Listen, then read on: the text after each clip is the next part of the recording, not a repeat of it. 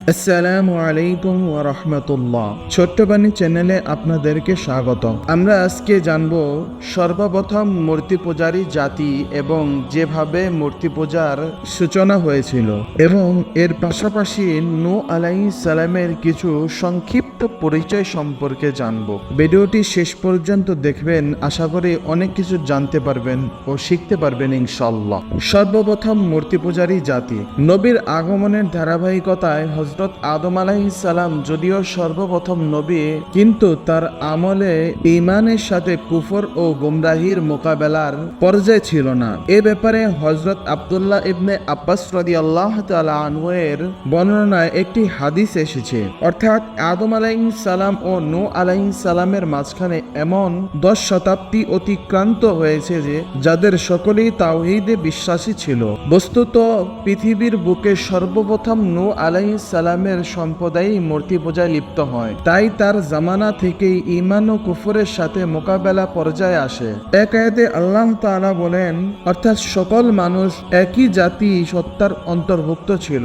অতঃপর আল্লাহ তাআলা পয়গম্বর পাঠালেন সুসংবাদদাতা ও ভীতি প্রদর্শনকারী হিসেবে, আর তাদের সাথে অবতীর্ণ করলেন সত্য কিতাব, যাতে মানুষের মাঝে বিতর্কমূলক বিষয় মীমাংসা করতে পারে। বলা হয় হযরত আদম আলাইহিস সালামের শরিয়াতের অধিকাংশ বিধানই পৃথিবী আবাদকরণ ও মানবীয় প্রয়োজনাদির সাথে সম্পৃক্ত ছিল। কুফর বা কাফেরদের তখন অস্তিত্ব ছিল না। কুফর ও শিরকের সাথে ঈমানের প্রতিবন্ধিতা হযরত নূহ আলাইহিস সালামের আমল থেকেই শুরু হয়, আর রিসালাত ও শরীয়তের দিক দিয়ে হযরত নূহ আলাইহিস সালামই জগতের সর্বপ্রথম রাসূল। এই ব্যাপারে মুসলিম শরীফের শাফাআত অধ্যায় হযরত আবু হুরায়রা রাদিয়াল্লাহু তাআলা আনহু থেকে বর্ণিত লম্বা এক হাদিসে হযরত নূহ আলাইহিস সালামকে সর্বপ্রথম রাসূল বলে আখ্যায়িত করা হয়েছে। বলা হয়েছে, অর্থাৎ হে নূহ, আপনি ভূপৃষ্ঠে সর্বপ্রথম রাসূল। এছাড়া মহাপ্লাবনে সারা পৃথিবী ডুবে যাওয়ার পর যারা প্রাণে বেঁচে ছিল তারা ছিল হযরত নূহ আলাইহিস সালাম ও তার নৌকায় অবস্থিত সঙ্গী সাথী। তাদের দিয়ে পৃথিবী নতুনভাবে আবাদ হয়েছে। এ কারণেই হযরত নূহ আলাইহিস সালামকে ছোট্ট আদম বলা হয়। আর তাই তো পবিত্র কোরআনে উল্লেখিত আয়াতসমূহে পয়গম্বরগণের কাহিনী বর্ণনার সূচনা তার দিয়েই শুরু করা হয়েছে।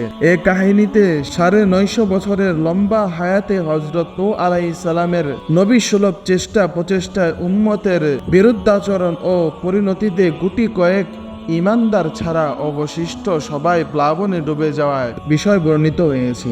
হযরত নূহ আলাইহিস সালাম হযরত আদম আলাইহিস সালামের অষ্টম পুরুষ। কোন বর্ণনা এসেছে তিনি হযরত আদম আলাইহিস সালামের পুত্র হযরত শীশ আলাইহিস সালামের বংশধর ছিলেন।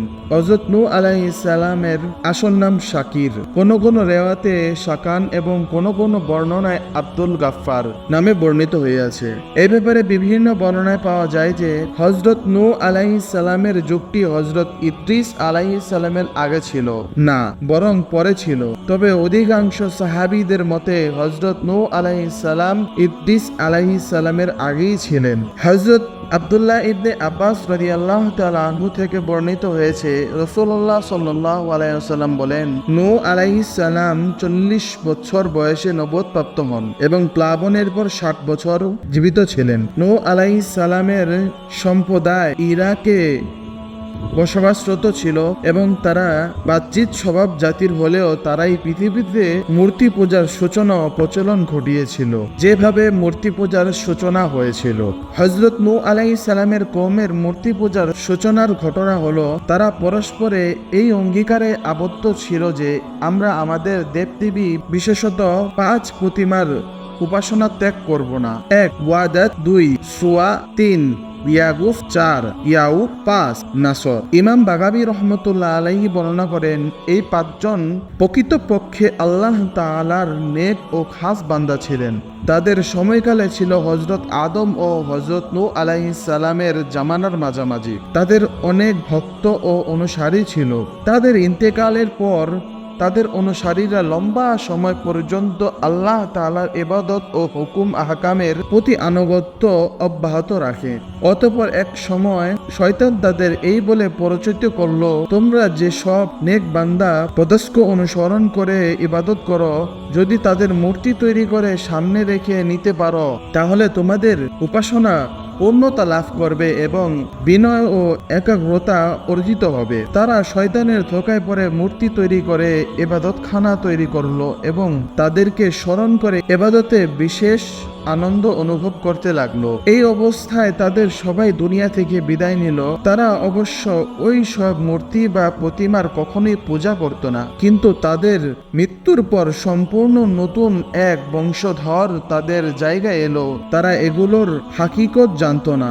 এবার শয়তান এসে এই নতুন প্রজন্মকে বোঝালো, তোমাদের পূর্বপুরুষের খোদা ও উপাস্য ছিল মূর্তি ও প্রতিমা। তারা দুনিয়া ও আখিরাতের কামিয়াবির লক্ষ্যে এসব মূর্তি ও প্রতিমাই উপাসনা করত। তখন নতুন নতুন প্রজন্ম শয়তানের সব কথা বিশ্বাস করলো এবং সেসব মূর্তি ও প্রতিমা পূজা শুরু করলো। তখন থেকে পৃথিবীতে প্রতিমা পূজার সূচনা ঘটলো।